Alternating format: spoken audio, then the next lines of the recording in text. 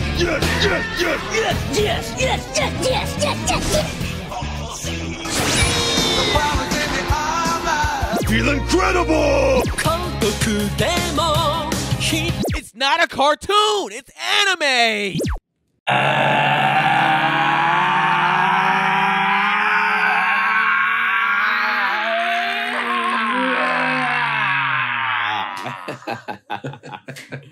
Ah, yes, Brennan's stupid ass face. Let's be descriptive about his goofy ass face. Just, he looked like he was screaming for his life, like, help! Had to eat his camera. That thing was right at his face. It's been a while, man. I had to put a little extra in. I've been gone for 2 weeks, so I got to make it up. It's true.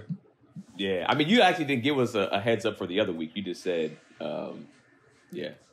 But anyways, welcome to another episode of Animeshun. Oh, shit. Oh, you all right, bro? It's smoky out here. All right, it's the fires, man. I feel like if y'all don't know, Keenan is normally a bald man. And as we speak, he's wearing a hairpiece. I personally believe this hairpiece has brought him back to puberty, thus his voice cracking. Puberty? This man is going through voice cracking again. He's about to have acne in the next... Y'all wait for it. I'm predicting he will have acne. Don't wish acne on me. It's terrible. I'm not That's wishing terrible, it. I'm man. predicting it. I'm not wishing it. I'm predicting it. There's a big difference. I hope you never have acne again in your life. But with that hairpiece, it's coming. Damn. That's a hell of a prediction. Well, screw you. Out the gate. The squad is back. Somewhat. Myself, Brennan. Yo. Rob, no ice today. No ice. Brennan's finally back. It's been a while. It's been a while. Yeah, it has been a while, man. I miss y'all. How's everybody doing? Y'all good? Great, man. I felt respected in my absence. I've listened to the episodes. I only got called bitch like twice. You know That's what pretty I'm good saying? ratio, yeah. It's It not is. bad. Like, compared to when I'm normally gone. Like, y'all normally go in. I think I also attribute that to one of those episodes. Ice wasn't there. So, normally a lot of it comes from him. So... That's fair. I feel good. Thank you, guys. I just say thank you. Y'all been doing it, holding it down. I appreciate you. Your arch nemesis, Ice. You mean he aspires to be? He aspires to be your arch nemesis. He ain't quite there. Well, you know what we do here, man. We review anime, Animeshun. We talk. We do one-off debates. We ask questions. We ask the hard-hitting questions about anime, about why shit is going on, and why some of the dumbest characters in some of these shows. So we're going to continue. Oh, actually, before... No, please. Can we just not? Can we just not? No, I was going to say something else. Okay, well, you know what I'm talking about. Like, I don't even want to say why I'm saying it. I just want to say, Can we just not? No, I was going to say, I want to give a really, really, really, really big shout out to Transit Pictures, which, the company that Brennan and Rob, own, work for, or, I don't know, I think you keep saying work at, however it goes. We work together at Transit Pictures. Transit Pictures is their company, along with a lot of other people that we work with. They put out and produce and film an extremely dope stand-up comedy special. Keenan kills it. Y'all need to pick this up right now, because Keenan's being, like, super humble and whatever, but, like, I'm going to keep it all the way 100 with y'all, all right? I've known Keenan for a really long time. I was with Keenan when we filmed. He was the one who Keenan opened for Tony Baker's first comedy special, and so I had seen Keenan perform before that and all that. And I'm gonna keep it all the way real. I wasn't the biggest Keenan Baker fan. Like, and I'm not just saying this to like throw shade on Keenan. Keenan knows all the things I'm about to say. I've said them all to him. We had the discussion. It's true. But I will say that the growth I have seen through the consistency and hard work in this brother right here is without question evident on this piece that he's talking about right now, because this dude is absolutely hilarious. It's so funny. Everybody's hilarious. It's so funny. Goes in. He does. Y'all need to see it, because I give y'all 2 weeks.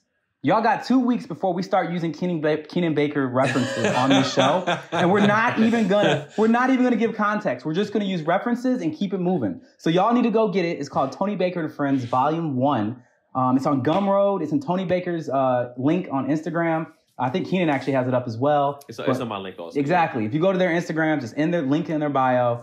I highly recommend it. Like, it's funny through and through, but because you know this brother right here and you support him outside of this ridiculous hairpiece he has on right now, like, this junk, he is legit funny. Like, legit funny. And I don't say I still don't like Keenan. I love Keenan, but I don't like Keenan. So I'm not saying this to make him feel good. I'm just saying the truth. Because if I didn't like what he was doing, then I just wouldn't be saying anything right now. But I'm giving him props for it. Brendan would have been like, hey, it's an overall good special with some good comedians. Yeah, that's what I would have said. Would have kept it to a minimum. He would have bypassed. But I mean, yeah, I always feel weird taking compliments. But I feel like the special. I feel the special was amazing. We watched it last night, me and my lady, and she raved about visually. She's just like, God damn, like Transit Pictures is one of the best like filming companies that she like that's out there. She was just like, this looks way better than what's on even on a lot of these places like Netflix and Amazon and stuff like that, because these guys do such a great job. Sounds amazing. I will say this, as comedians, we put our foot in that shit, man. I feel y'all like did. Yeah. Y'all did. I feel very proud of Absolutely. it. I watched it. It's very hard for me to watch something that I'm involved with a lot of times and laugh because I was there, and I'm always critiquing and being like, I could have did this better. I was just like, damn, this is fun to watch. So make sure, yes, you go pick that up. It's in the link in my bio. It's in the link in Tony Baker's bio.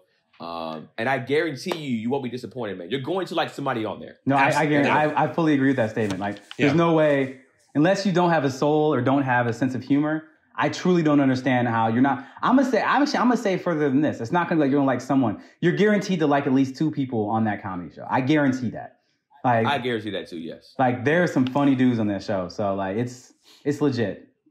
Yes, sir. All right, commercial over. Yeah. Appreciate it. But yeah, we're continuing Death Note episodes with 25 through 30. 25 through 30. Yep.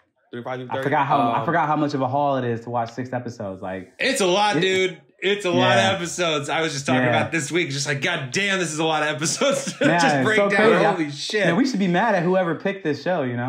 Man, you guys wanted this. This was your wish, not mine. Like, we wanted this thinking that, remembering that it was like 25 something episodes. I thought it was like 24 episodes. I really did. God damn. But yeah, we're continuing Death Note. This is next week will be the last week. Next week's the last week, and that's going to be a 7 episode haul. That one's going to be our second longest ever. The only other time we did more than that was we did like the end of Demon Slayer season 1. We did like 8 episodes that one time. That was nuts. We did. Yeah, I think we did that. We did that with Keith. Yeah. Oh, okay. Yeah, but Demon Slayer though. I mean, but Demon Slayer. Hey, it was bingeable, absolutely bingeable. But Demon Slayer, absolutely. Okay, well. Yeah, Rob, go ahead. You can go ahead and jump into it. Episode 25. Let's get to it because there's a lot to cover. Holy shit. All right, episode 25. It goes down. Whew. Yeah, I was like, this is one I was hard. Like, how do I just like breeze over so much of this? But bruh, I was thinking about you. I was like, whoa. Actually, one last thing before we get into it, I want to say that I did not rewatch the last 2 series of episodes. That you guys, I listened to the podcast, but I didn't rewatch it. Rob, your recaps are fantastic. I'm glad they're helping out. I was like, you put me there. I was like, yo, Rob is good at this. So please, go ahead, bro. No pressure. Sit back, relax and get ready to be transported. Episode 25, we open on a quick montage of images from Elle's childhood. And there's not a ton that we actually see clearly, but we do see Watari leading him as a child up to the gates of this orphanage named Whammy's house, which we'll hear a lot more about that place and the people that are there later on.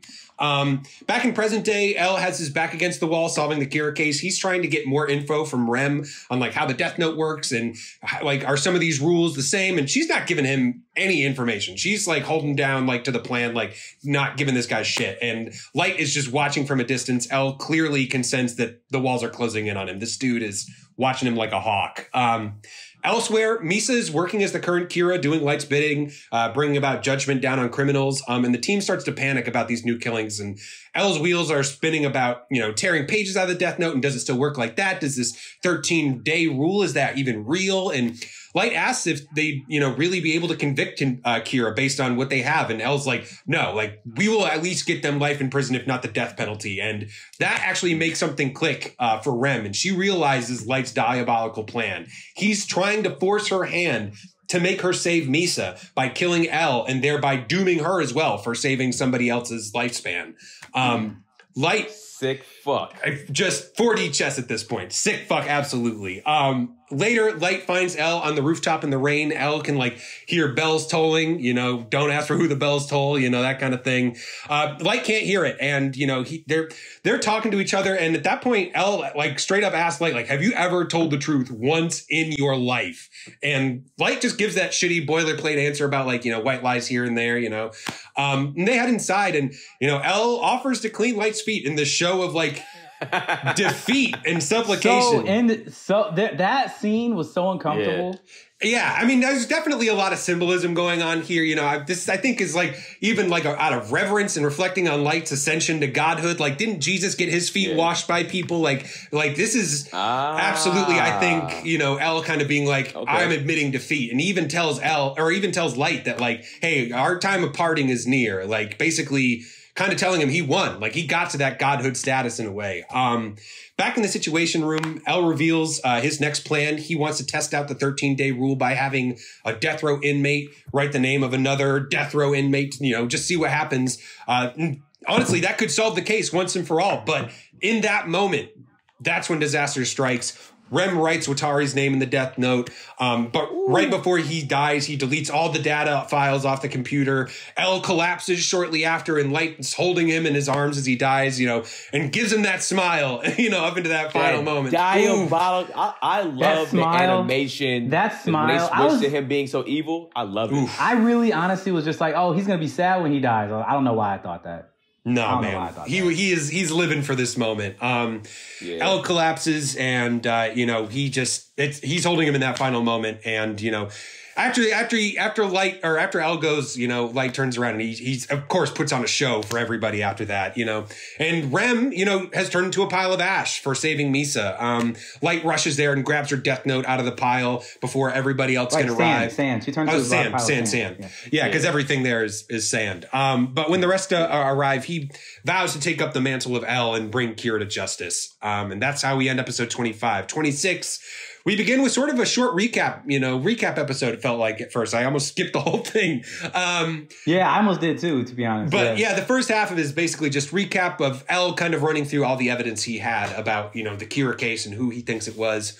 But it turns out to be a message that's being sent to somebody somewhere. At HQ, the team reads about Watari in the paper. Turns out he was like this famous inventor that, you know, kind of used his money to help orphans in need. Nothing was written about Elle, however. They've decided to cover up his death and just let Light continue to use his name so that people don't panic and think that Kira's won. Light finds that things aren't as fun without Elle around. You know, his co-investigators pretty much buy anything he's trying to sell them. You know, they're not quite as quick on the draw. They all decide to hide the death note and, you know, continue their investigation in Light's new apartment he'll be moving into with Misa, which she's super happy about. Of course. But Ryuk is complaining things aren't going to be interesting anymore. But Light's like, that's not true at all. This is the time, you know, we create our new world. And he just goes to work with the Death Note, covering all his tracks, killing criminals, killing the master thief and the con man that played Coil, all the remaining members and the board from the Yatsuba group, everybody that kind of knew about the Death Note, you know, that he can get away with killing, he does so. And at the Whammy house, you know, we're back at the orphanage. We find that they were the recipient of Elle's last message. And now his true successor will take over for him. And at the beginning of the next episode, we meet these two children that were supposed to be those candidates to be the next Elle. You know, one is this moody, impetuous boy named Mello, and then the other is this calm, aloof child named Nier. Like basically, who seems just like Elle, just with white hair, pretty much. Yeah. Well, they actually both kind of took on pieces of Elle, which is pretty cool. I think he's weird looking and with the hair, but then Mello does he loves eating candy just like Elle does. Oh my God, where's he get all those chocolate bars, dude? So many chocolate bars, like Willy Wonka shit too. But they don't get along. Like these two are basically opposites, you know. And Mello eventually marches out and basically tells Elle or tells Nier like you can be the next Elle.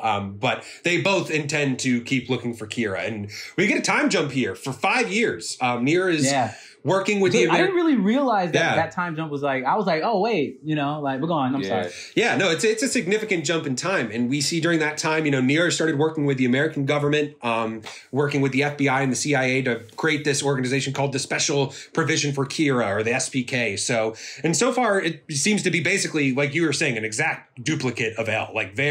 He definitely, Mello definitely has some qualities too, but Nier has his like disposition in a lot of ways. At the Yagami household, the team is still having meetings on how to catch Kira, all while Ryuk is just watching on, cackling.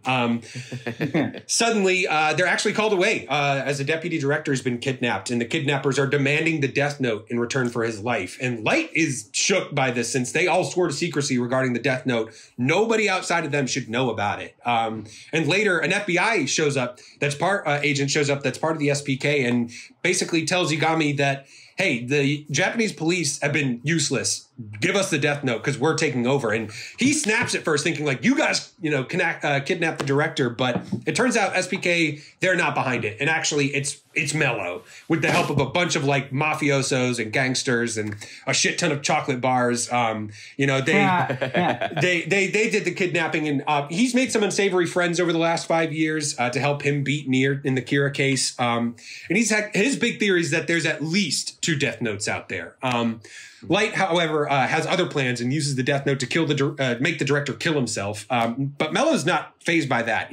Comes up with a plan to kidnap Sayu, his Light's sister, because obviously she's the daughter of the lead investigator. And as the team is looking into the SPK, they get a call from Mello telling them, "Hey, I already have Sayu, and if you want your daughter back, you'll bring the death note to them in LA." So they're coming to our neck of the woods.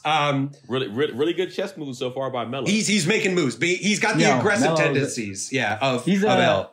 I'll say Mello is a very, very good pseudo antagonist. Yeah. I would agree with that. Nier, meanwhile, hears about the killing of the director, immediately suspects Kira. But Mello's somehow involved in this. But he's like, we can't just guarantee that the kidnappers killed him.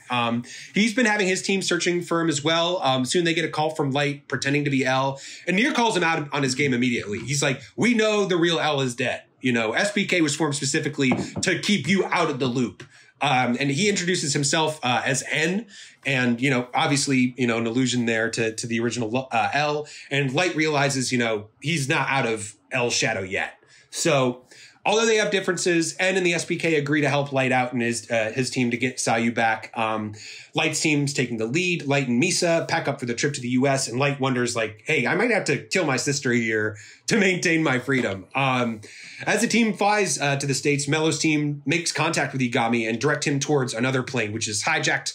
And they bring him out basically into the middle of the desert and drop him off. And this plan, I just want to like, what do you do? What do you do? You give them the book. That's what you do. But please, go on. This is some Ocean's 11 shit. Like, they were pulling this shit off, like, without a hitch. He gets unloaded basically into the middle of the desert. They show they have this underground bunker. And there, Mello has one of his men waiting down there with a face mask, ready to handle this transaction with these, like, bulletproof revolving doors.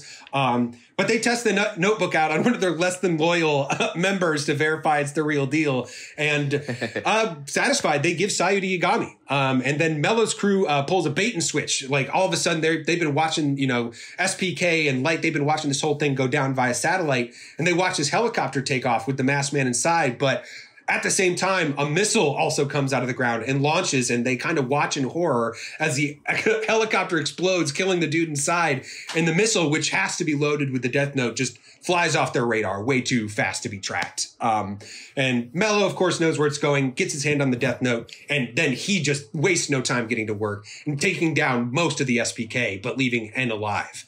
So N reaches out to Light at that point and is just like, listen, we both got fooled here. We both kind of fucked up. We got to work together if we're going to beat Mello. The funny thing is, though, I don't know what they could have done.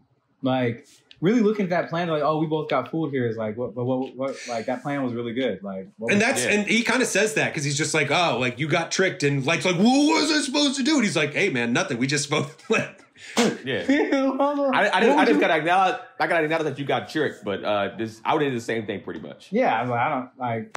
I don't know what to tell you, bro. Like, because I mean, normally, you know, Elle would have been like, yo, like, if I had another answer, you shouldn't have I gave him a fake one with just maybe one page in it. Like, there's no answer to this. Yeah. You know what I'm saying? Like, it was a tough one. It was a good plan from Mello. In the Shinigami realm, though, the rightful owner of Light's original Death Note, this guy named Sito, finds out Ryuk went to the human realm with his Death Note, and he's like, I gotta go there myself to get it back. So we're about to see this guy get involved as well. Sayu is safe from her kidnapping, but seems to be super changed mentally. Like, her mom and dad are taking care of her while she, like, silently rides around in a wheelchair. She seems totally shaken from this whole thing, like, mentally changed. Back in the States. It's just so sad. It is sad. Yeah. What we see happen here is, ugh. Like I said, I risked all of our lives and killed all those people to save you, and this is how you respond, huh? Yeah, it's bad. Back in the States, Ryuk gets a visit from Sito, basically saying, give me back my Death Note, dude. And Ryuk's like, hey, I don't know where it is. All right, I lost it somewhere. Like, you know, if you want to find it, you're going to have to find out wherever this dude Mello is. Light's team is doing some digging into Mello and Nier and find out about the Whammy House and their history with Elle. Misa uses her Shinigami eyes to kind of figure out which of the Mafia members is currently holding the Death Note, you know, which one, whoever's lifespan she can't see. And then Light uses that Death Note to get him to send them a letter before, I guess, he dies, you know, giving them Mello's location. And then he does some more switcheroos with the ownership of the Death Note, switching it up. Like, he gives ownership of his Death Note to Ryuk, saying like, hey, follow the new owner. Tells Misa, listen, you got to be Kira for a while. I'm going to hold on to this Death Note. It's not mine, but I'm keeping it against my body so that, like, I can keep my memories. It's more Light bullshit. It's not bullshit. That's brilliant.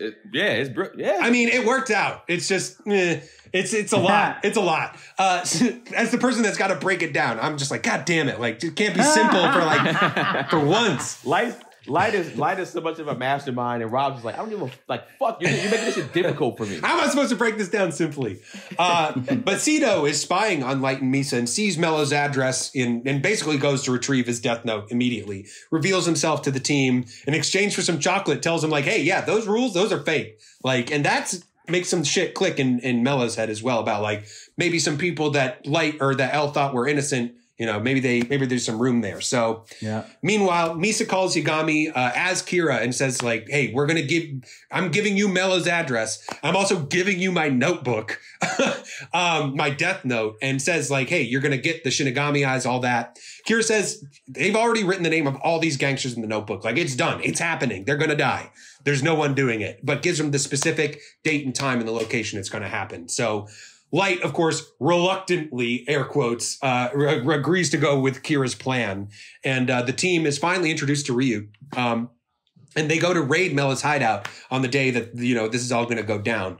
Yagami volunteers to take the Death Note, even agrees to take the Shinigami eyes so they can tell, you know, when the gangsters are dying, you know, once their names and lifespans disappear. I wouldn't let my dad do that. But I'm not. But you're not a piece of fucking garbage like Yagami. He doesn't give a fuck, bro. He doesn't give a fuck. Bro. No, dude. Because at this point he even looks at the mirror and, you know, he's worried like, hey, my dad like writes somebody's name in this thing, and then in 13 days, if he doesn't die, like that's going to be a problem for me. Like he basically looks himself in the mirror and is just like, I'm gonna have to kill my dad in 2 weeks. You know.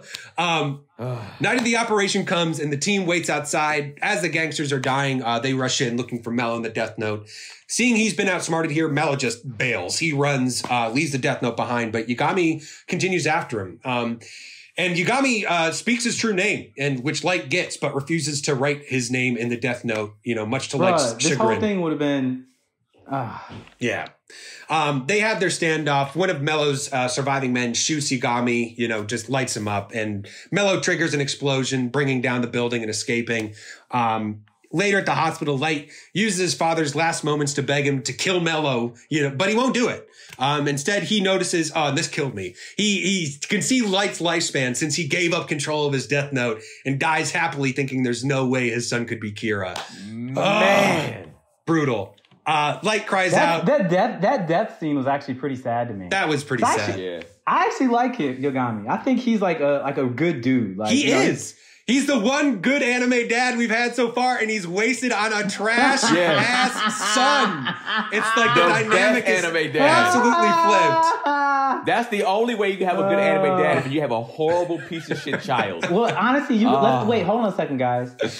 Don't go that far. Like, he's good in what we've seen, but you also have to remember he's the one who raised him. It's true, man. He's the one who raised his child. And actually didn't probably raise him that much because he's always working. So is he really a good dad? I was about to just say that. Is he really a good dad? Maybe. So I just want to point that out. Now that his son is working with him, he seems like a good dad. Yeah. But I don't think he gave a shit about his son. He didn't give a shit about his son until he started working with him. I don't think that's true. I don't think he didn't Think give about a the shit early about episodes. He didn't even talk to him. He didn't even talk to his son. He's on the number I one biggest case in the world at that time. I don't think that he didn't give a shit about his son, but what I think what it is, as most fathers especially, they think work means you're a great parent, and it doesn't. So I think that's how he viewed it, was just like, I'm neglecting my family and I'm fine because I'm doing what's right. I'm saving our city, I'm saving our country or whatever, and I'm providing and putting food on the table. I just also, it's something we skipped over earlier when like Matsuda is hitting on his daughter and he's just like, yo, my daughter's not marrying a cop. Like, I'll tell you that right now. Like, and even his wife is just like, yeah, no, that's never happening. Not happening. So even they know, like, clearly he hasn't been around a ton. But, so is he really that good? He's the best anime father we've seen. I agree with that. 100%. But is he a good father in general? There's room for improvement. Room for improvement. Right. Absolutely. Always room for I'm just saying, improvement. I'm just not going to let you just paint him as a great father. I'm like, nah, I'm not saying 10 out of 10, here. but like, listen, on the scale we're dealing with, this guy is like clearly the pick of the litter. Like, I'm not going to argue with any of that. It's him and the new endeavor. Yeah. The new endeavor's getting up there. The new endeavor. The new endeavor. Oh man, that's real. He's got a long way back. Prominence. Burn. I'm not ready to forgive that man yet. So I feel so Light at this point is crying over his dad, but let's be honest, he's probably more crying for himself than for his dad.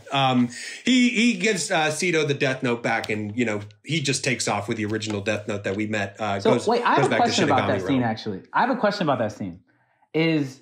Were the communications cut off between Light and his dad while he was negotiating with Mello when he saw his name? No, I don't think so. So why does his dad have to be the one to write it? Because he spelled the name out clearly on the walkie line. Like anybody could write in his name. Because he hasn't seen his face. Okay. Yeah. Oh, okay, got it. All they've seen is sketches, which is like, you know, can't really go off of it. So in this last episode, En plays with his toys and discusses his theories with his remaining team members, the few that they are on the SBK. His most recent theory is that whoever is currently pretending to be Elle is Kira. In the montage, we see that how the world has changed. People praying to Kira, threatening to put, hey, I'll put your name online. Criminals begging not to have their identities published for fear of dying. Even that TV producer from Sakura TV is cashing in on this, pretending to be the voice of Kira, like some kind of Alex Jones type dude. But we also see what this has done to Light's family. His mom sitting alone in her home, her family torn apart. At this point, totally by herself. Soon, the American government announces we're out. Like, we're not pursuing Kira anymore. Light's team is also talking about whether they should accept Kira after all. But eventually they all vow to keep the investigation going. Later, a scarred Mello, looking like Zuko out of Avatar, shows up at the SPK HQ, demanding En hand over the picture of his face. Guns drawn. He's got his weapons out. And agrees to hand it over. He's just like, hey, we're good here. And in return, Mello gives him some info that he's learned about the Shinigami, and also that some of these rules that we think are real are fake. And quickly figures out that the 13-day rule, at the very minimum, that one is not real. He calls up Light and his team and kind of tells them about the interaction, changing some of the details, saying like, oh yeah, he escaped, but that dude just walked out of there, free man. But he does get Light to quote unquote figure out that the 13-day rule is a fake. And he also reaches out to the team saying like, hey guys, Kira is probably a part of your team. And that Ryuk is lying to protect that man. And he tells the team like, if for a second Elle was ever suspected, the current Elle was ever suspected of being Kira, reach out to me. Like, call me morning, noon, night, anytime. Like, I'll be there on the other side. And the team starts to wonder, maybe Light can't be trusted after all. But at that point, U.S. president, gets a call from Kira demanding that, he formally disband the SPK and give all the SPK over to the Sakura TV host. And a few days later, that host is in a helicopter outside the HQ of the SPK, broadcasting their location and who's in there and what they're doing. And an angry mob of Kira supporters rush the building. Wow. In Japan, Misa's watching the TV, hoping to get a glimpse of En, on his way out the building to get his name and kill him. And Light calls him up with this shit-eating grin on his face, gloating, like, hey, man, you need some help? What are you going to do next? And that's exactly where we leave off, is En is trying to figure out just what the fuck he's going to do to get out of this situation. God damn. Man, this show is good, bruh. Like, it's just like, how are we going to keep this going? Like, all these episodes, what's going to happen? And they're just like, oh my God. Okay, wow. Like, so that was one of my questions. Do you guys feel that do you guys feel that they were going to be able to keep up afterwards? Yes. Of course. How many times have we had this exact same conversation where it's just like, I don't know where they're going to go from here. Like, it's like, oh, it's like, well, let's go into Rob's question. Okay. One, were you surprised by Elle's death? And how do you feel about the introduction of these new characters in this final stretch? Rob?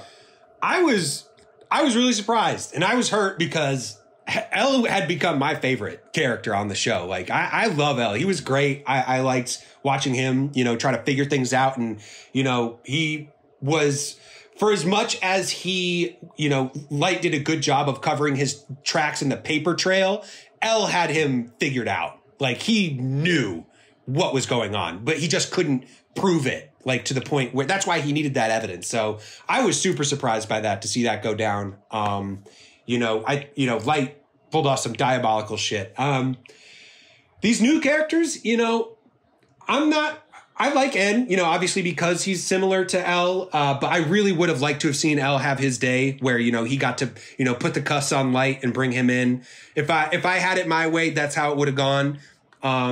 These characters still have a little bit more to do, I think, to win me over.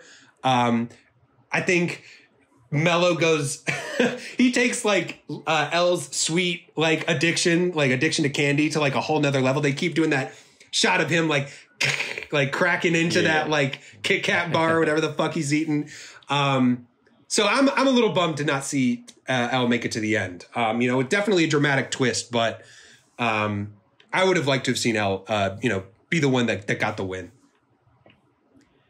Man, it's funny because like Brother and I both have seen this, so true. I guess I got to give two kind of answers to this.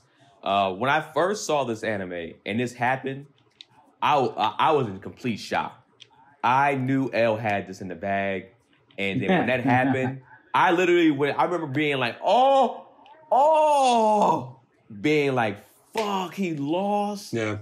And I was like, they're gonna actually have the antagonist win this, which is like, it's a weird feeling because, like, it's like, it is. We get into that question later about is he doing the right thing or not. But it's just like, yo, I was just completely in shock. So now when I was rewatching it, I was just like, yo, because now we really wanted to see Rob's reaction to this anime. Yeah. So I was like, how is Rob going to react when Elle dies? That was all I was thinking from like this whole anime. I've been thinking it for since episode one. How is he going to react? Because I already knew you were going to like Elle. I already knew you were going to be more attached to Elle than Light. Yeah. I was like, man, when Elle dies, what the fuck is Rob? What is he going to feel? Like, what is going to be? I was just like, what the fuck? Like, oh man, when Rem cracked open the book and started writing, I was just like, fuck, dude. Fuck. I was like, maybe she'll just let it happen. Maybe she'll realize Misa's not worth it. Get you somebody that's going to love you back. Killed me, man. Somebody's going to love you back. I mean, honestly, it's for me, it's a toss up right now. And the biggest reason is because I really like Mello. I think what they did is they took one character, Elle, and just split him into two. Sure. You know what I'm saying? It's like one of them absolutely. is like Light. I mean, one of them is like Elle without a conscience, and the other one is almost a carbon copy of Elle. So it's like we still have Elle because the other kid is pretty much Elle. Right? Pretty much. Different color. We still got him. Like, we didn't really lose him at all. Like, I mean, in all honesty, outside of the previous relationships that Elle had developed through the show, like, I truly can't tell the difference between this character and Elle. So for me, I'm like, he's not lost. We're still there. And then Mello, but we also gained Mello. You know what I'm saying? Right. But I also really value those relationships that Elle had, specifically with Light, because of that the rivalry and camaraderie. I was really sad to see him go, just simply because, man, fuck Light. That's why. Yeah. Because fuck Light. Fuck Light. Fuck Light. So that's my answer, is that I feel like it's a wash, but fuck Light. Well, you answered the first question. What's the first question? Were you when you first watched Death Note? How surprised were you about Elle's I was death? surprised as shit. I never saw that coming. I was like, there's no way. Like, he's like the reason that the show is good. You know what I'm saying? Like, you know, he's the whole reason. Like, I think Light is a hell of an interesting character. I don't like him, but he's extremely interesting. Yeah. But he's not. His interest doesn't matter. Like, how interesting he is doesn't matter if there's nobody that can rival him. And there's nobody that can make it, you know, like, it's like if this whole show is just about him dominating everybody in the world because he's that much smarter than them, then it's not a good show. Right. It's boring. Like, Elle is what made the show good because Elle is just like, I'm literally right there, step for step with you on everything, just like Rob said. And he knew, you know, like, we know he knew. You know, he knew. He had it. But he just couldn't prove it. He said, I can't prove it, so what am I going to do, you know? Yeah. If I'm Elle, and maybe because everybody's morals are different, I would have just killed Light. Right? I would have just killed him. If I knew, I know he's a god, man, all right, I'm out of here anyways. Beast is going to probably write, I mean, Rem's going to write my name in this death book, in this death note. Yeah. I'm going to die anyways. Well, I'm taking this motherfucker with me. I'll take that. But I understand Elle has this moral, like, he takes pride in having to solve the case and win the case that way. He's got to do it the right way, yeah. I understand that. And I actually love, I don't think I answered the question about liking Mello and Nier. I like that they came in because, like you said, they need that balance. They need somebody, and bringing these two in to be like the way they are. Oh man, I thought it was beautiful, and they're not going to be in it for like another 20 episodes. If they would do like a season 2 with them, I'd be like, all right, you're stretching this shit. Yeah. But the fact that they brought him in is like, all right, this thing has to close out in the next 5 to 6 episodes, whatever it is. It's going to be great. I agree. So next question. With all this stuff going on about how, like, pretty much everybody in the world now is kind of like, a lot of people are on Kira's side. Do you think parents will kind of like use Kira as a form of fear, like Santa Claus, a naughty or nice list type thing? Yo, if you're bad, because people saying like the whole, I'll write your name on the internet, you keep fucking up. Do you think that actually checks people, and do you think the crime rate actually goes down, or do you think there just needs to be crime? That's how life is. So one, do you think parents or people will use that as like a Santa Claus kind of like naughty or nice list thing? And then two, do you, I forgot what I said. Anyways, I answered. He just trailed off so hard. But anyway, and then that other thing. You know that thing I lost. Go back in the tape. My place. But I'll just answer and you guys go from there. I definitely. That's the hair, y'all. That's the hair. It's the hair, bro. The hair is fucking up my brain. I'm taking it off today. I definitely think that they would use him to like check, like parents would use him to check their children, and being like, you know, if you don't get these things done, if you don't get good grades, or if you want to go out there and smoke weed, well, you know who's going to get you. Kira's going to get you. And they would use that shit to check their kids. And I think it would work because this motherfucker has proven to actually kill people. This ain't like Santa Claus where you say that shit and your parents still might get you a gift or two. Or you find like, oh, Santa Claus isn't real. It's like, this nigga's real. And he kills people the way he wants to kill them. He doesn't care. And I feel like even with criminals, so this is the second part of the question. I do think the crime rate will drop. And I think there will be just a different type of fear. I just think that criminals, they're not going to take that risk if they know their name's going to be put on the internet, or they would do stuff in so much secrecy. You can't talk to anybody anymore. If you're going to commit a crime, you got to do it solo. There ain't no teams out here because somebody can always snitch you out, and then that's a wrap for you. Yeah. Rob? Yeah, I agree. Parents would 100% do that. Like, oh, yeah, all the bad kids wind up on Kira's list or whatever. Like, oh, yeah, you keep misbehaving. Like, oh, yeah, you're going to become like a criminal, and then Kira's going to find out about you and write down your name. Yeah, absolutely. I think parents would do that. Parents ain't shit, that's why. You know, kids ain't shit either. Like, clearly, in this, yeah, you're right. And sometimes there might be some kids that actually deserve that shit. But as far as crime, yeah, I think it's definitely got to go down, right? Like, I think they even mentioned in the show, like, that it's at an all-time low. But I think it's still going to happen. Like, it's still going to be going on. You're right. It's just going to be, like, even more in the shadows. You're going to have people that are desperate enough to do something, because what Light is doing is, you know, he in all that he's doing with the Death Note, all he's really doing is attacking a symptom rather than actually working to fix the causes of what causes people to commit crimes. And so there's always going to be people that are struggling and are desperate and are going to need to like steal and commit crimes to like do things to help. Feel that they need to. Yeah, that feel they need to help to survive. And I think that's why you still have people that are, you know, being arrested and just like screaming, you know, don't put my name out there, like, you know, for whatever. That being said, I know Light tries to just punish like the worst of the worst, people that are unrepentant. You know, from what I understand, he tried to just be like, I'm going to go after the true monsters of society. But there have been times that he's just been like, fuck it. Like, it's been a slow week and I just got to kill somebody. So let me just grab whoever's just on the news this week. Like, so we know that he's been killing petty criminals too. So he'll go into his grab bag anytime he needs to. So nobody's really safe. So I think crime would still exist, but, you know, definitely to a lesser extent. Brennan? I pretty much agree with Rob. I mean, like, if I'm a parent and my kid's messing up, I wouldn't do it just to be like, oh, yo, you're smoking weed. Like ain't nobody just smoking weed getting this shit. I wouldn't take it that far. But if I happen to have a kid or was around kids that are, like, on the path to being criminals, bruh, like, I'm going to be like, Elle is, I mean, I'm like, that'll be the real scare straight. All this going to the jails. Yep. Oh no, they ain't that. Look how empty these jails are. That's crazy. Yeah. You know? Like, yeah, right. You would think there'd be a lot of criminals in here that might one day be able to get back out and commit crimes again. But ask all the guys who aren't here. Oh wait, you can't. They're dead. Like, they're all dead. So guess what? You go ahead and do what you're gonna do because I'm gonna keep on living. Yeah. You know, kind of thing. They can be like, oh well, that's a good point. You know, and to Rob's point on the second question is like, one of the things that you can never get rid of is like machismo, or in the belief that I can get away with this. You know, even if I do something bad, I can still get away with it, which goes to what he was saying is like not solving the actual problem that causes crime in the sense of like scarcity and the separation of like, you know, like the wealth gap and like the lack of social services or healthcare. Yeah. You know, the things that really push people to the edge, especially people that are good. You know, there's a lot of people in our country right now that have done a lot of bad things, mostly because they can't pay to keep somebody they love alive because our healthcare system costs so much. Yep. You know, it's like things like that are common. Those stories don't even mean anything to Americans right now because it's just like, well, yeah, I get it. You know what I'm saying? So that kind of like those kind of systematic issues are going to create criminals on a consistent basis. Breaking Bad wouldn't work in any other country like on the planet. Yeah. That dude would have had free healthcare. He would have been fine. Yep. You know? That's a really good point.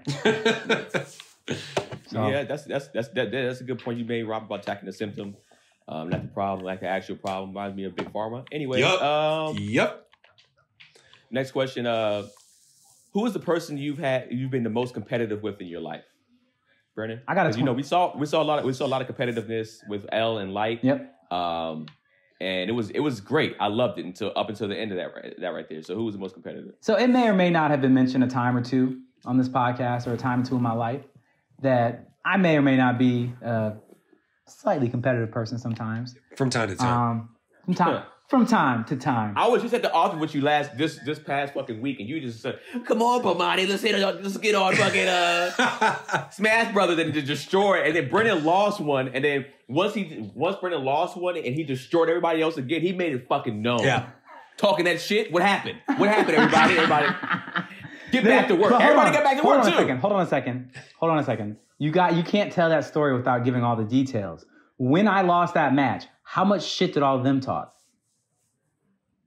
I mean, yeah, they talk shit because you talk shit all the time. No, but the thing is, I just want to point out, I own that. I do talk a lot of shit. But all I'm saying is that I won like 4 or 5 matches in a row, and I wasn't really talking shit like that. I was just like, yep, got it, we out here. I wasn't like burying them, talking shit. You wasn't? All no, right. I wasn't. I wasn't going hard with the shit talk at all. You know, I was just like, yep, this is what's supposed to happen, you know, kind of thing. Because I am the best player in the office. Like, it's known. But Bomani and the people I play with, they're, you know, and Rob is one of them as well. Is like, I wouldn't accept it either. It's like, you can't accept that, shut up and lose.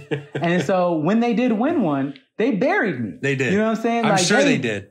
They buried me. They were talking. Well deserved too. They were talking so much shit. They went to 10. So I was like, okay, well, if we're going to go to 10, don't let me win again. I said it too. I was like, don't let me win again if you're going to talk like this. And I won and I crushed them. And so I crushed them verbally afterwards. My God. And then I said, get back to work. Like Keenan said. And they got back to work. I bet they did. But I have a twin brother, as well as a father who's really competitive, who did a really good job of pitting us up against each other, in literally everything. Hilarious. It's like he knew from the moment we could walk who could walk faster. I'll tell you that. You know what I'm saying? Like that my dad was about that life. And he won't admit it like that. He's like, no, I was never like that. I'm like, Dad, are you kidding me? Look at the product of what I am. And so I'd say the most person I've been competitive was my brother. But then even like growing up, I also had a best friend, Dan, who just doubled down on that because he was just as competitive as my dad and me and everybody. I've been surrounded by competition my whole life. Like growing up, like I was born in like a arena of competition. And so for me, it's just like I now compete with everybody in some way, shape, or form. If they like to compete. And if they don't, I have no problem not competing. But if you like to compete in something that I don't mind competing in, then I'm going to make it my business to do it. So he can't even help it, bro. I love it. I love it. As soon as he meets somebody, every time he meets somebody new in the office, we bring somebody by the office, and they say something that he feels like he could compete in, bro, I'll kill you in that. Yeah, I'll beat you in that. He zeroes in on that stuff. I've seen it a million times. Absolutely.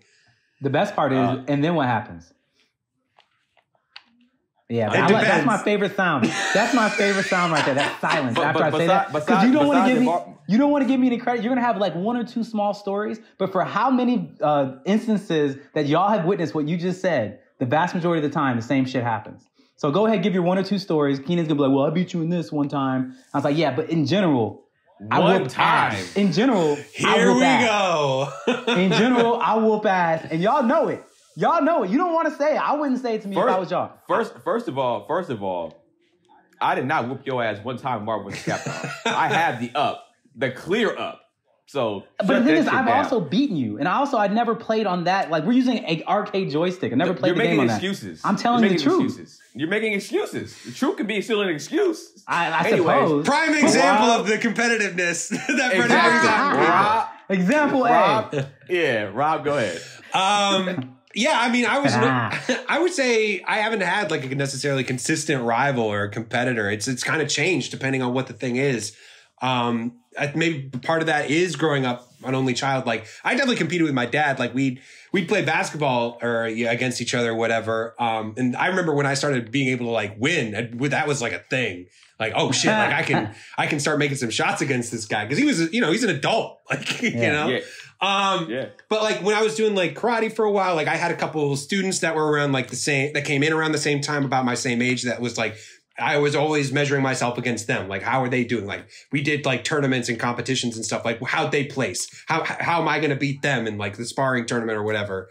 But yeah, I haven't necessarily had like a consistent person that I go up against it in everything, or that I'm constantly maybe Brennan definitely in some things, like for sure. There was like a while when Fighter Z came out, like Brennan and I were like fighting. We were going heads at on it that, for sure. Rob's really good at Z fighters, by the way. I lagged off in my training. I've been picking that back up a little bit here and there. I'm really excited to try Roshi out. I haven't tried him yet, but that seems like it's going to be super fun.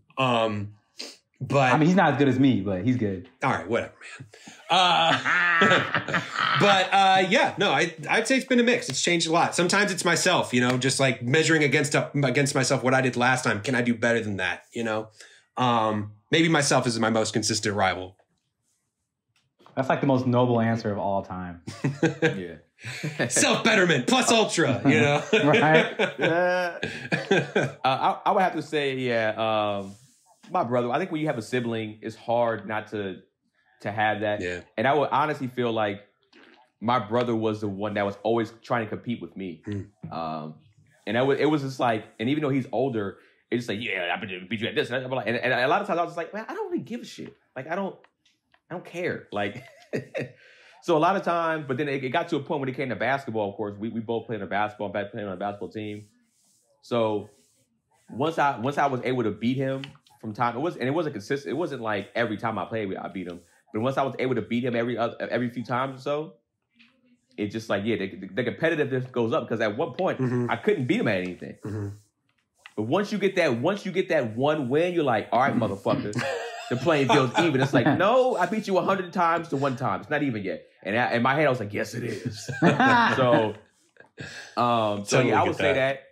I would say probably, I don't really necessarily, like, I also know my limits. Like, when I play Smash Brothers with Brennan, I don't go in there and talking shit.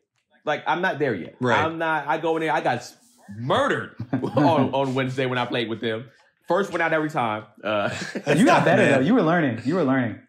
I was learning, but yeah, and I've been playing a little bit here just to grind out to get new players. So I'm getting a little bit better, but I would say right now, my brother probably still the most competitive person, and I would probably say Brennan might be a close second. Yeah, I can see that. I'm around him a good amount, but like besides that, yeah, like one person I never wanted to compete with, and maybe y'all can, if y'all want to answer this too, a second part to it, is like my lady. I never wanted to compete against any woman that I was ever with, and I see that a lot of times in relationships, there's always a competition in relationships. Especially since my lady and I are pretty much in the same field, I never want to compete because I understand also too that can just destroy relationships. Yeah. I feel like Brennan will be like, I'm competing against my woman. I feel like me. Brennan definitely would if they were both like producers. Be like, well, my thing was actually better than yours. I mean, you produced a good comedy special, but we produced the best comedy special that sold way more than yours. So, I could see that a little bit. Brennan, what do you say to that answer? I'd say I would never bring competition to a relationship. And I mean that. Now, I know that sounds crazy, but I would never bring it. You know, in the sense of, because the thing is, most of the times, the things that I like to compete in are things that most just men like to do. You know what I'm saying? So it's like, there's not many women I've ever met that are super competitive in video games. Like, that's not a sexist statement. That's just the truth. You know, it's like women don't play video games like men do. And even when they do, they play different types of video games than we do. You know, so it's just like that's my thing. Video games is my thing. So then sports, it's like, I'm injured. I can't really do that anyway. So it's like we're playing something like we do go-kart racing or something like that. I'm going to win for sure, but I'm not going to like talk shit or bury you. You know, so I'm not going to slow down just to ride next to you either. Like what if they bring it to you? So what if you had a lady and she brought it to you? Like talking shit? Oh yeah, I'm a wrecker. Like you're not gonna be like, all right, babe, you can have like you're not gonna play the whole. You can be like, you're gonna go in. I'm gonna give. The thing is, I feel like if I bring something to you, I want to compete with you in something. I want you to give me 110% of what you got. What you got. And if you bring something to me because you want to compete with me in something, I'm gonna do the same. You know, so it's not about saying, let me bury you and just say I'm better than you as a human being. It's more so like you asked for this, so you get it. Yeah. You know, like if you're dating me, you know me. You know what I'm saying? Like, you know me. You can't bring a competition to me and expect me to be like, oh, it means nothing. Let's just have fun. Like, no, I'm going to do my best to beat you. And if you win, I'm going to give you props. As I always do. As Rob and Keaton will say, is if you beat me, I will admit it when you say it somewhere else, and I will give you props when you do it. And shake your hand. Every time. When I was whipping his ass, Marvel vs. Capcom, it took him like 7 matches after I beat him. Then he was kind of like, all right, you're pretty good. You're better than But I did it. Yeah. But that first 2 or 3 times, he still was like, these are luck in his head. Whatever he was saying in his head, that was luck to him. What I was saying in my head was the thing I was like, I'm not going to make the excuse. Because, like, you're right. What I said earlier was an excuse. It's the truth. But I'm just like, I can't use this fucking controller. And so I was just really mad about the controller. That's really what was going on in my head. I was like, fuck this controller. Fuck joysticks. This is the dumbest shit ever. It's an arcade at your company that you have access to more than anybody. The funniest part is I didn't even know that game was on that system until you showed me. Because you came in. I can't comment on that. I can't. No, he came in. That might be true. I was like, that might be true. Because I remember the story. Keenan, you came in and I was like, yo, this has pretty much every arcade game ever. You were like, does it have Marvel vs. Capcom? And I was like, I've never looked. And then you found it, and then I found it. Sure enough, it did. We're back in an even playing field. Yeah, and you're the only person that'll play me, Keenan. Nobody else will even play me. And the computer sucks in that game, so there's no way I can even train at it. So I'm just like, whatever. I don't care. Like, Keenan's better than me at this stupid arcade game. Let's get on some sticks and see what the real story is. Yeah. Rob? Yeah, you're talking about competitiveness in relationships. Oh, I was waiting for Rob's answer here. Yeah, no, there's... you know I was waiting for your answer. Yeah, so I don't know if she could hear me. She might. That's exactly what I was waiting for. Oh, Rob would do it? Rob would be competitive? No, you don't know. You don't know. I'm not going to speak on it, but you don't know, Keenan. You don't know. Because like if you ever meet Andre, like especially like you're meeting somebody for the first time, she's very quiet, like just like very super nice, super sweet. But like if you get into a game with her, she will tear your head off. She will kill you. She gets very competitive about that. Like, I will tell you about one, like, for the most part, we play games together. Like, it's co-op stuff. We have a good time. Because she knows, like, she's just like, if you beat me, I'll get mad. And it was, but we have a standing like kind of rivalry. If you've been to Disneyland or Disney World, like they have these, like they've got like these 2 Toy Story games. One of them's like a laser tag game, and one of them's like this like kind of carnival ride game where you go through and like do these different games on like virtual reality or augmented reality, like 3D things.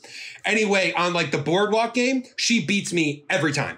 And like, and it's the opposite on the Buzz Lightyear game. The Buzz Lightyear game, I get her every time. And so there's only been one time that we've beaten each other at the other one's game, and we were sure to let the other one know about it. But I don't know how she does it on that boardwalk game. Every time, like the first 2 rounds, like, all right, I've got like a good lead. And then like by the third installment, she just like pulls away, and it's just like, I can't. She'll finish with like 100,000 more points than me. I don't know how she does it. It's rigged. Hilarious. And I was more saying in the sense of competitiveness, I guess, in career wise and games, of course. Like when we bowl, like every time we go, but we love to go bowling. When we go bowling, I'm whooping your ass. Like, this is not a. I mean, in all honesty, like this might come as a surprise to you guys. Maybe not Rob. I think Rob knows me as like a human being really well because of like how much shit we've been through together. Definitely. But like, I'm an intensely competitive person about things that really don't matter. Like about like video games and board games and talking shit or whatever. But like when it comes to like career, life stuff and all that kind of stuff, that to me is not a competition. That's all subjectively what it is that you want. You know what I'm saying? It's just like, what do I want? Like, yeah, we might be in the same industry, but we're not in the same space in that same industry. Yeah. Like, you can't really judge my shit against yours because it's a whole different way to like. It's really hard to put that. It's like it's comparing apples to peas. You know what I'm saying? I hate to say apples to oranges, but it's like, hey, it's like comparing apples to peas. It's like they're both food, but you know, like you don't put them on a plate together. You know? Yeah. Mm. So next question. Would you have given away the notebook to save somebody close to you?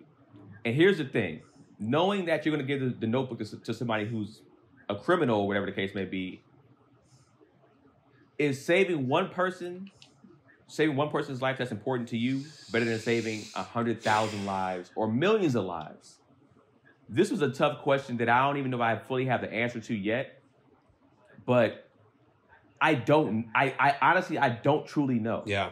I don't know if I can live with myself if I let somebody die that's close to me just to save the rest of the world. I guess I would live with that, but I feel like I feel like that would be one of the most selfish things in the world to do is to like, all right, I got my best friend. Who's to say that? But who's to say that my brother or who's to say that somebody else isn't gonna get killed by fucking Kira still? Mm-hmm. Mm-hmm. You know what I'm saying? At some other point. So that is, I don't know. I'll leave it up to y'all because I really, honestly, it'll be tough. But go ahead, Brennan. I think there's more variables to it than that. For me, I think it really comes down to also one other variable to add to it is also like, who knows? And the reason I say that is because like, if it's somebody close to me, that's a really hard choice to make. But if this is on the world stage and then everybody knows that somebody that I really care about sacrificed their life to save all of theirs, then I was like, okay, I can effectively honor this person's memory and give them a legacy that can last forever now. If that's the thing, it's like, yo, if it's my brother, my daughter, or whoever it is, it's like, yo, you have affected and changed these people's lives and they all know about it and we can build off of that forever. It's like, for me, if you had to put that against me, it's like, I'm the person that might get killed. You're like, but if you die, you'll not only save all these people's lives, you'll help inspire people, make them all better and whatever kind of things. I'm like, yeah, I should probably die.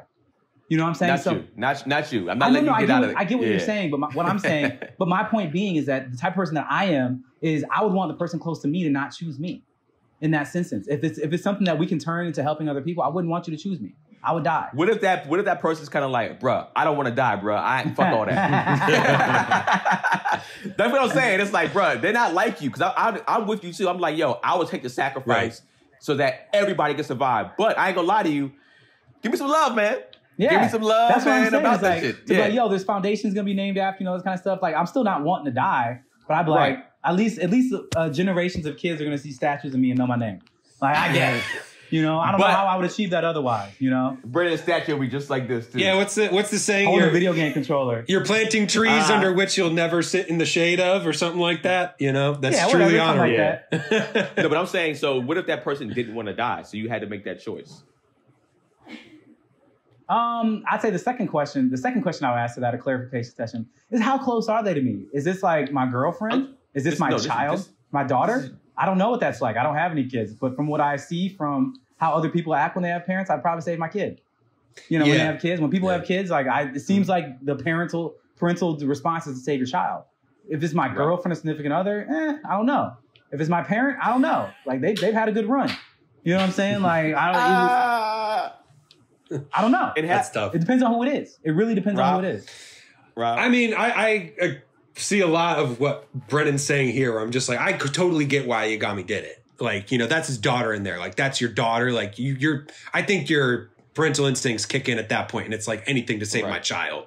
I got to imagine if I were put in that situation, it were my child. Like, absolutely. So I think there's some truth to that being like, you know, there's some nuance to this answer. Like, who is it? You know, it would be really hard for me to not give the notebook over if it was somebody that was part of my family or somebody really close to me. What if it was me, Rob? Brennan, you're fucking dead. I mean, you just dead. told me that you were like before you knew that. That'd be tough, man. That'd be tough. I might. Cause I work with Rob, and Rob is legit one of my best friends. So it's let me tell you something. That office would be really quiet. It would be much quieter. It would be a much quieter office. I mean, since I do know you real well, Brennan, I think you would want to, you know, make the noble sacrifice. I wouldn't give up the notebook. I'd say, no, this isn't what Brennan would have wanted.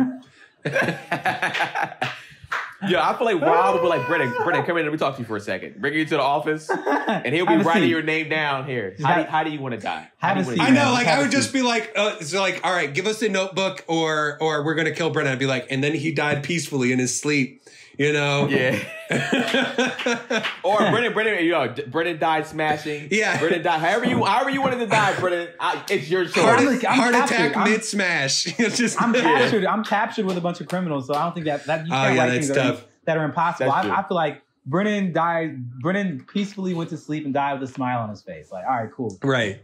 Something like that. Yeah. Make it just nice and easy. While flicking off the attackers. Yeah. Just like, Yeah. All right. Next question. So has absolute victory ever been bittersweet in a heated competition for you? As we saw with Elle and Light, Elle dying, but you could tell Light feels this type of way and kind of just like, I feel like it was like a Batman Joker thing. It's like, that's why Batman won't ever kill the Joker. And vice versa, because it's like, I need you for my world to be... You complete. Yeah. Yeah. For real. Yeah. Do you feel like, have you ever had that moment like that, Brennan? Man, fuck Daniel Terry Wright is how I will start this story. Because that is like my best friend growing up. And fuck him. Because we had a competition, Marvel vs. Capcom 2. And we used to play that a lot. And he was good. He's very good at that game. And we had a bunch of group of friends that played, and he and I are the two best. We're the two best. We're the two best out of everybody. And we go back and forth, whatever. And then, like, one day, one of our friends was like, yo, like, who's actually better between the two of you? And then Dan was like, well, it's me, of course. And I was like, Dan, I beat you way more than you beat me, bro. Like, it's like 2/3. Like, you definitely beat me, but it's like 2/3. It's not even close, man. Like, it's not. And he's just like, that's bullshit. And, like, it became so heated that we started a competition and said, okay, fuck it. We'll see who's better by percentage. In the sense of, we're going to play to see whoever gets 100 wins first, no matter how long it takes. Mm-hmm. And this petty asshole, when it got to like 84 to like 35, when I had 84 wins and 35, he stretched out those last 16 games over like 3 years. Like, he just wouldn't play me. He wouldn't play me anymore. Like, I come like, oh shit, man, my PlayStation's like packed away. He always had an excuse. I'm like, you's a bitch. Like, bro. Like, that isn't going to take 30 seconds to set up. Like, you got the cables.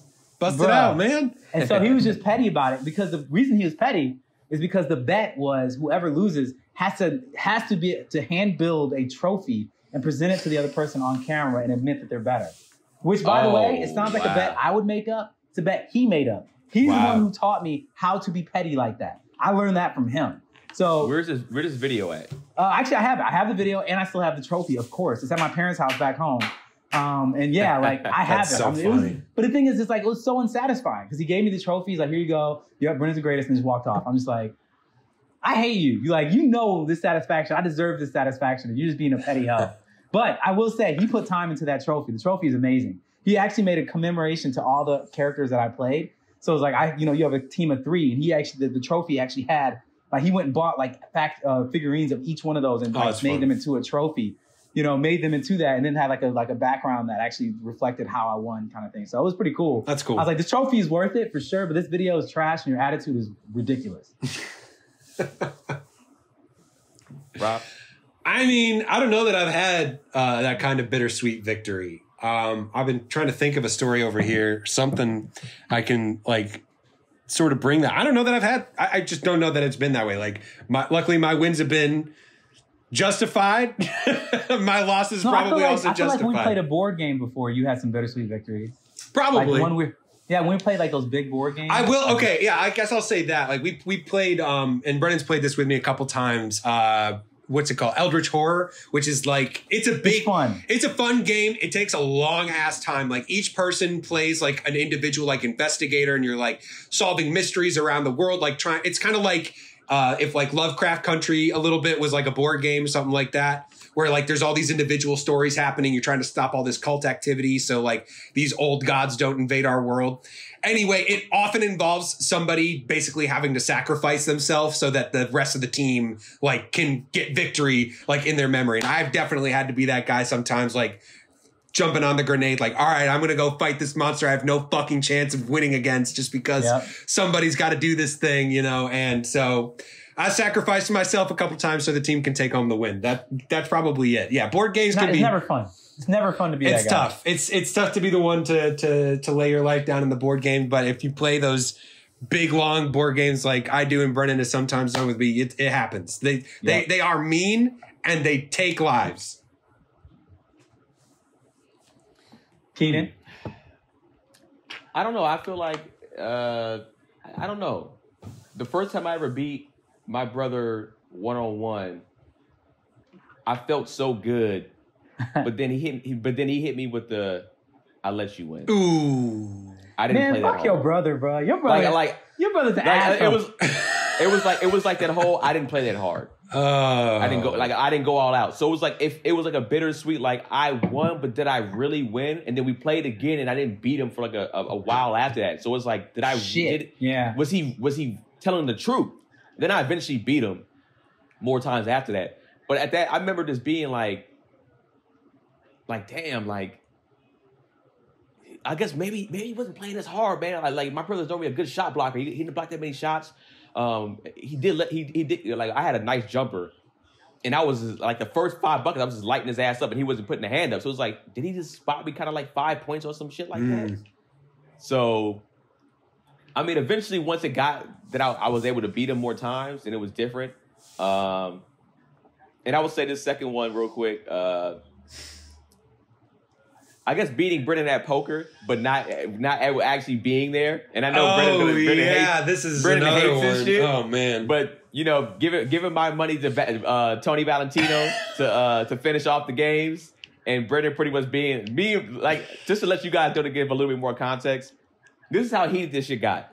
Brennan and I were filming a podcast one time, the Animeshun podcast, and it got so heated we had to stop the podcast. Yeah, we had to cut it out. It was like one of our first episodes. Yeah, we had to cut all of that fucking dialogue because we were going in on each other. You were. I remember that. Because I was there for both the game and when the podcast was recorded. That was... Yeah, Rob was there for both. So, Brennan is still to this day does not... I think Brennan fucks with me, but on that spectrum... he would never fully fuck with me because he feels a type of way about that. And I want some money, so I feel good. I mean, bringing up Marvel versus Capcom, this poker game, it's like you are trying to like hit all of Brennan's pain points, like based on your personal history. I would love to trigger Brennan. I would love to trigger. You see what's funny? He's keeping, maybe he's had his bonus with Ice, so he doesn't get triggered as much anymore, because Ice would trigger Brennan at times. Brennan right now, I think he's playing video games at the same time we're doing the podcast. Yes. It's kind of just like, I'm not going to let it bother me fully. Go fuck yourself. So, here's my hands, not playing video games. I have nothing to say to that. I bet you don't. because I'm just gonna get mad. So I'm just gonna get mad, and I don't want to be mad right now. We're just gonna move on. We'll have to cut this portion of the podcast out again because we'll be going at it again. Moving on. All right. Next question. Last question, actually. So the Yagami family is falling apart. Do you think that Light is properly being punished for using the Death Note like Ryu set up to be from the beginning? Rob? It's a good fucking question. I'm going to say no, because I don't think he gives a fuck about his family. And I'm watching like his sister being wheeled around in the wheelchair while his dad watches from the porch. Where's Light? Light's not there because he doesn't give a fuck. You mean mom? Mom watches from the porch. Dad's dead. No, because it was earlier. It was right after she got back from the kidnapping. Mom was, taking her through the garden, and Yagami's just like, fuck, like, what just happened to my daughter? And Light is nowhere to be seen. And even so, like, after his dad's death, like, he's not comforting his mom. He's not calling her on the phone, just being like, hey, Mom, how you holding up? Anytime he's, like, thought about this, he's, like, looking himself in the mirror like, damn, I'm really going to have to kill my sister. Or, like, damn, in a couple weeks, like, I'm really going to have to kill my dad. And he doesn't really seem to be affected by it. I don't think that at this point, I don't think he's been punished properly. I think he has absolutely been just like, he's so selfish. He doesn't care about anybody but himself. I don't think he's really feeling the pain of this. If anything, he's still just like, how can I think my way out of this? And maybe at the end of this, he'll find how alone he's made himself, and that will be the moment it clicks. But so far, I don't think he's feeling it. Yeah, I was going to say, I don't even know if he's punishable. That's tough. At this point. Yeah. At this point, I don't know if he's punishable. I think he's I think the right word is a sociopath, that I don't think he even fucking cares about. I think he feels like up to this point, I fucking won.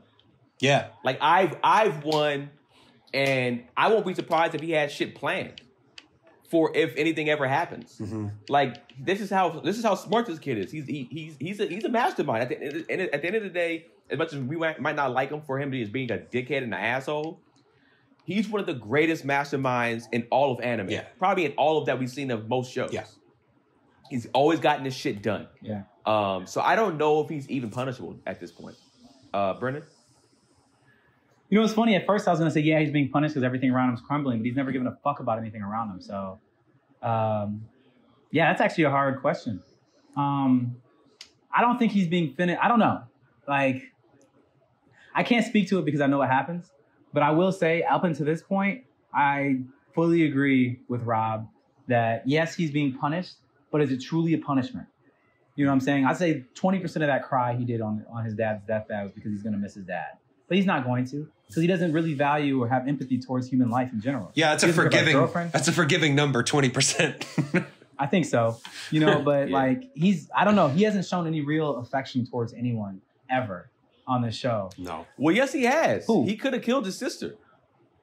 He could have killed her. And he even said it. Remember, he goes, I can't do it. I can't do this.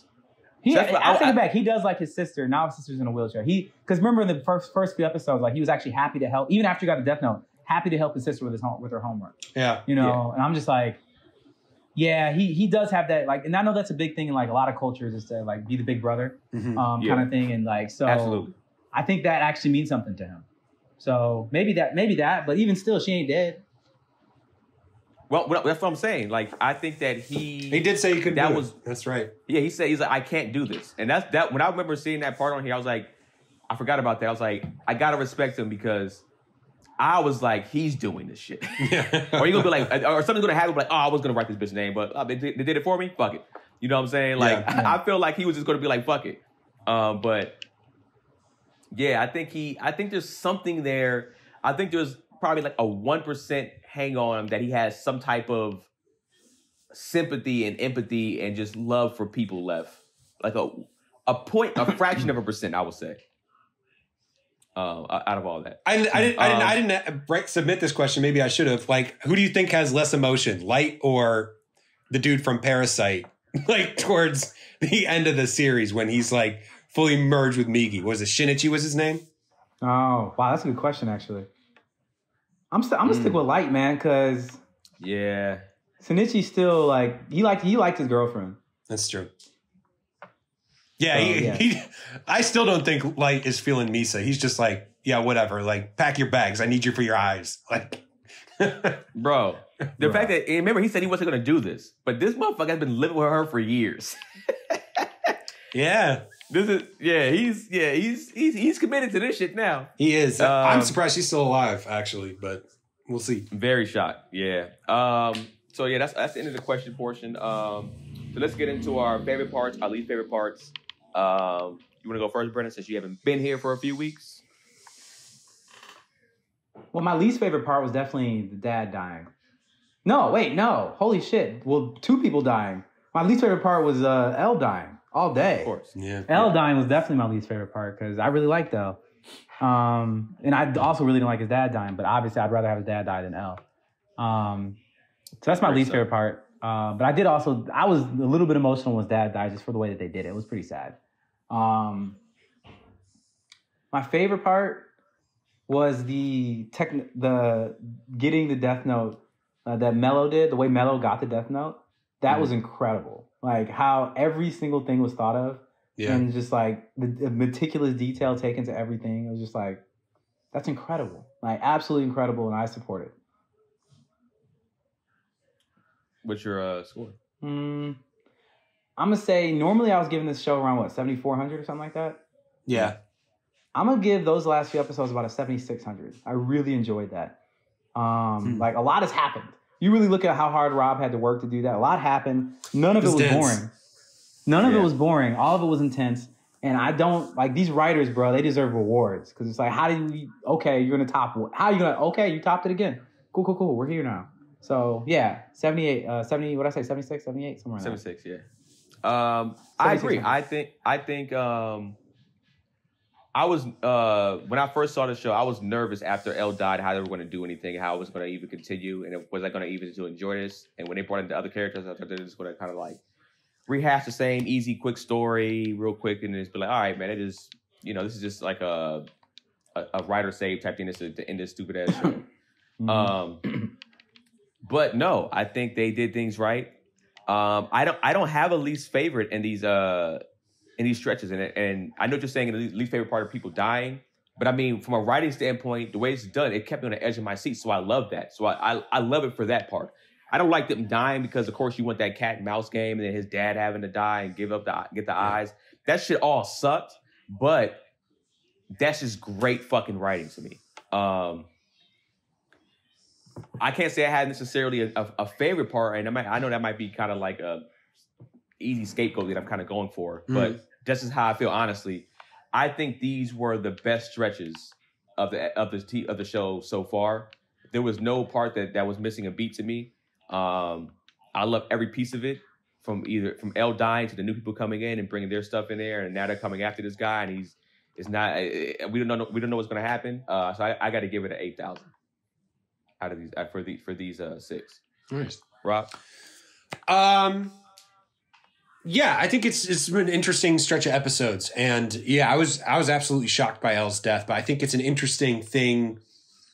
I appreciate that the show's brave enough to kind of let Light win, and the idea, I think it's interesting that it's not just about him getting to that place, but now that he's gotten to that place, he has to defend it, and that's a sort of interesting way for him to kind of address his character. Can he hang on to this world that he's created in the 5 years since Elle's death? And I think that's sort of a surprising direction that I didn't think they were going to take it in.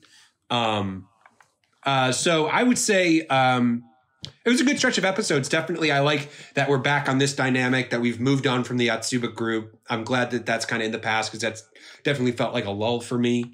I would say my least favorite part isn't necessarily least favorite part as much as it's just like, fuck, I wish it had gone differently.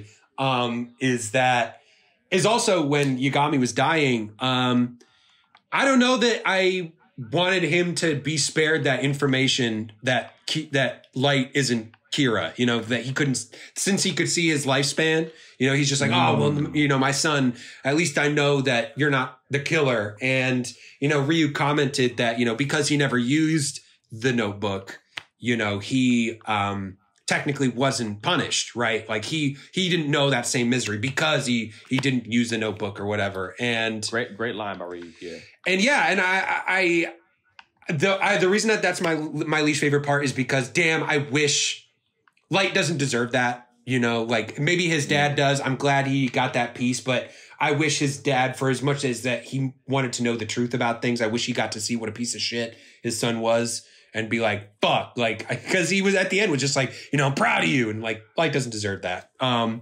that's my least favorite part. My favorite part, I don't know, this is going to be a little off the wall because, you know, obviously there's a lot of things happening that were exciting and blah, blah, blah. But I really got a kick out of seeing them come to the States and how they kind of like, you know, interpreted it, the American influence on this story and like having the American FBI agents come in and like talk about like, oh man, the Americans are cowards. Like, you know, like it's just the way they see us is like, oh man, they're backing down. Like the fact that Light was even just like, I got even the Americans to bend to my will. That was just sort of interesting to see. I always get a kick out of seeing how they portray us. Like I remember on Samurai Champloo when they had the Americans show up and I think they had like Japanese people doing the English voices. It was, we were complete assholes in that episode. I was like, I mean, I get it. We are here. Yeah, totally. You know, with things going the way they are, we're pretty shit. But as far as my score for these episodes, like I said, maybe things will shake out differently. I'm really bummed Light or that Elle, you know, went down and he might not be the one that brings Light to justice, though he certainly put things into motion that could make that happen. My score's been going down recently. This one's going to bring it back up. I'm going to bring it up to a 7,200 for this week. Okay. Ice didn't give his scores, so we don't know what he thinks. But hey, what do you guys think out there, world? These last episodes, 25 through 30. Give us your score out of a 9,000. Always answer the questions in the comment section. This is a very intense last 5 right here. We got what, 7 more, 6 more, 7? 7 more, yeah, 7 more. These last stretches of 7. And please don't jump in the comment section if you've already seen it and spoil anything yet, because you know Rob still hasn't seen it, even though Brennan and I have. And yeah, let us know in the comment section what you guys think. Answer the questions. You want to drop your stuff, guys? Mr. Producer Face on Venmo and the Gram. Yeah, I'm RV Danger on Instagram. You can find me there, message me there, tell us what you think of the show. I'm Keenan Baker on every single thing. Ice is ice.mcgowan on every single thing. Also, yeah, I was cashed at $40 at one point, so I don't know if you want me to give that to the crew or what you want me to do. Nah, man, it was sent to you. It's all you. It was for the podcast. Oh well, I still say it's for you. Put it towards something. We'll, you know, buy something pretty. Yeah. Put it in an investment account. We'll save it up. Save our pennies. Maybe make some stickers at some point or something. All right, you guys. Also, don't forget and don't ever forget this. This is the greatest fucking anime podcast of our life. All right, that's it. Thank you guys for tuning in to another episode of Animeshun. We out. And so anime was solved forever.